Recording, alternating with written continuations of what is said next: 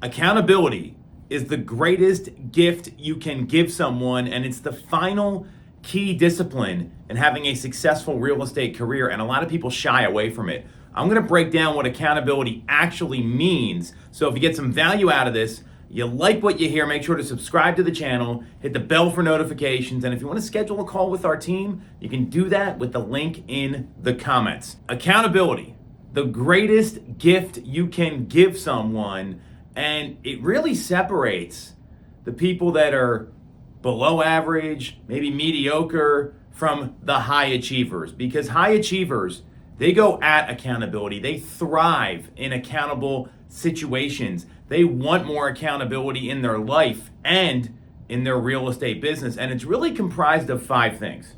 So when you think about accountability, the first component of accountability to understand is that there have to be crystal clear expectations of what you're actually trying to do. And that's the result of having a strong business plan, having a SMART goal that's specific and measurable, it's achievable, it's realistic, it's time-based. It has to be very clear what you're actually trying to do, and there can't be any gray area. There's so many times when people try to live in the gray. They try to work the system instead of just doing the things they know they need to do to get the results that they want. And manipulators and dabblers and pretenders, they don't like accountability, because accountability is for folks that have a goal and they want to achieve it and they don't want anything else to get in the way. And that starts with having clear expectations and knowing exactly what you expect of yourself first and foremost. Then, if you want to have like an accountability partner, or you're in an accountability group or something like that, you can have those same clear expectations with everyone else. The call starts at this time, not 5 minutes later. We're going to talk about these 3 categories and not make it into a bitch session or one of those circumstances where people just complain about their clients. We're going to talk about income producing activities. Those are examples of clear expectations. That's component number 1. The second piece of accountability is data-driven tracking. So no surprise here, in order to be accountable, you need to tap into those other disciplines in real estate, and data-driven tracking will allow you to stop guessing. There's no, I made a half call, I had half a conversation, I went on half of a listing appointment. It's you either went on the appointment or you didn't. You either sell the home or you don't. And that data-driven tracking is going to help you measure where you're spending your time, another key discipline in real estate, what you're doing to generate income and to generate sales and generate appointments, because that's the currency that we live in, our appointments. And when you understand these are the key data points I need to hit every single day, we know for real estate it's appointments, it makes it very easy. If you're hitting your appointments every single day, or you're hitting your appointment scheduling goal every single day, because that's where a lot of agents fall into that time trap of, well, I got all this stuff done, and they ended up being very busy, but not necessarily very productive. It's all about the data. And in real estate, the data is conversations, appointments, and sales. That's the funnel. It's really 3 things. And there's a lot of ways you can go about setting those and having those conversations. We'll talk about that in the other discipline videos, which we've already filmed, one of which is the commitment to prospecting. So you've got to track based on data to know if you're actually hitting the goals or you don't. The third piece of accountability is personal responsibility, the ownership mindset, and owning the outcomes in your business. So many people want to play the blame game. They blame the market or interest rates or the Fed or inventory. What I know is that you can increase your business in challenging markets.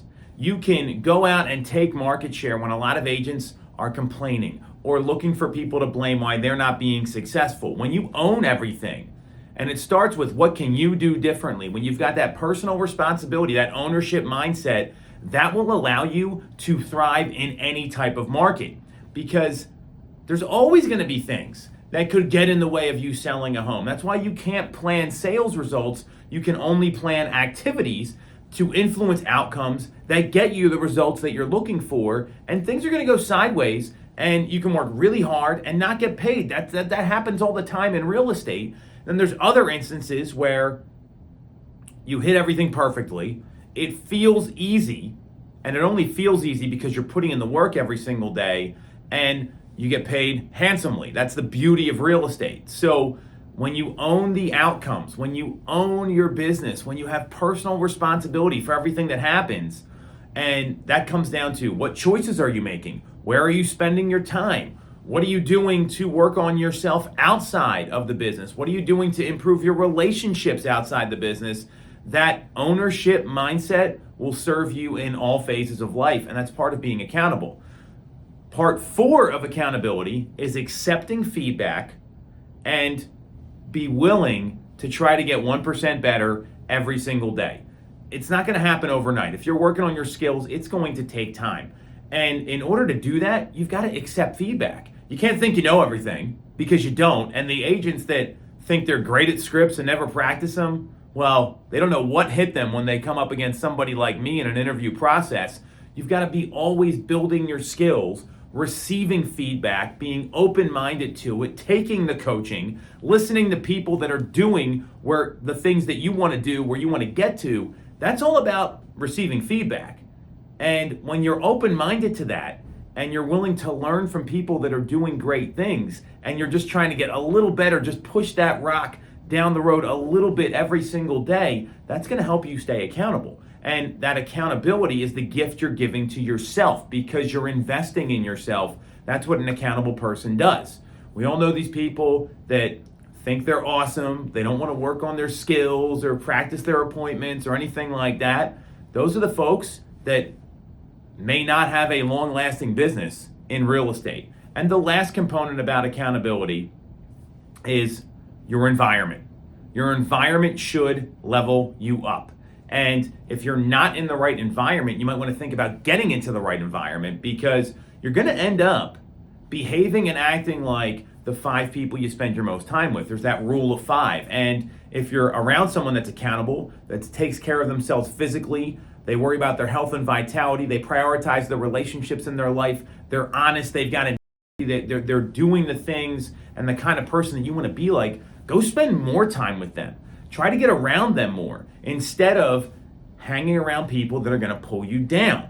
And that happens all the time. Your environment is going to shape you in ways you may not even realize. And getting in the right environment is a clear path to becoming more accountable to yourself, to your business, and to the people that count on you. So don't get that like cringy, scared feeling when you hear about accountability. Accountability is the greatest gift you can give yourself and the greatest gift you can give your business and the people that count on you.